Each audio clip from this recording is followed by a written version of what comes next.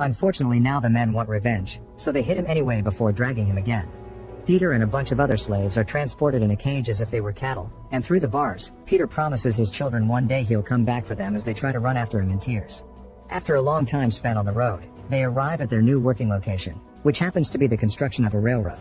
The conditions here are 100 times worse than in the plantations. The heads of the slaves that dared to disobey decorate the entrance as a warning. They sleep in cages, and even while they're behaving and working hard, the white masters won't hesitate to hit them and insult them.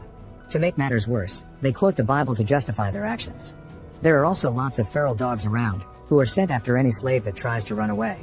When a slave does misbehave, sometimes they're just whipped, but other times they're shot right there in the middle of the field, and other times the boss Fassel will brand them right on the face.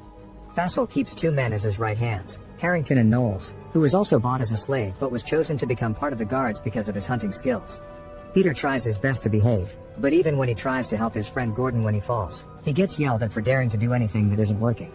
One evening, after all the slaves are sent back to their cage, they have to watch how John is thrown inside while wiggling in pain because of his branded cheek. A slave named Thomas is trembling in fear, and Peter tries to comfort him by asking him to remember his loved ones and to think of this as just work. He also offers the word of God, who is always watching over them, but John scoffs at him because clearly there isn't a God that cares about them.